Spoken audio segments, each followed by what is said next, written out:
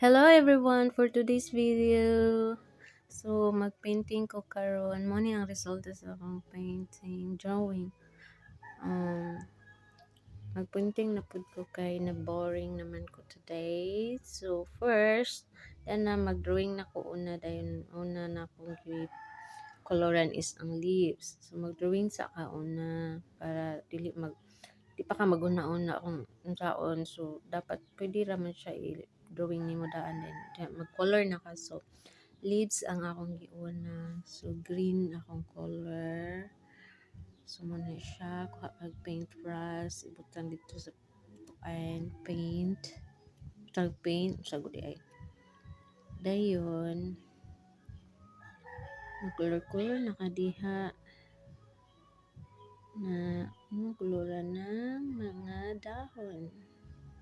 Kay dahon man, so gumamela di ay ang akong paint. So first, ano na siya, dahon. Disunod, ari na punta sa iyang petals or sana sa bulak. Gumamela di ay ni or just in English, hibiscus or something. Ingon, ano siya, then yan, color, red na akong color, di ba tang dara. Ayan, i-brush na nimo. Ang imong watercolor kay batangan mo siya tubig gamay so that ma-mix nimo either daghan ikaw na bahala unsay imong i-light pa nimo ang red or i-color jud dark red. So it depends ra na nimo kung saan pag-mix sa mga color. So nakita nimo ng green na leaves so na ay murag yellow.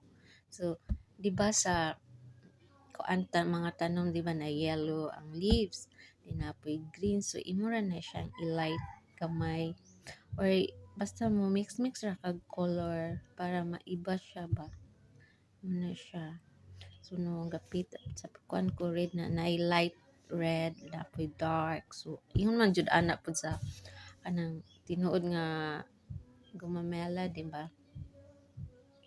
So muna siya so napo siya bitaw na ko grade gamay pataas. Pero naghiwi siya in fairness. Masaya kay naano na ko ba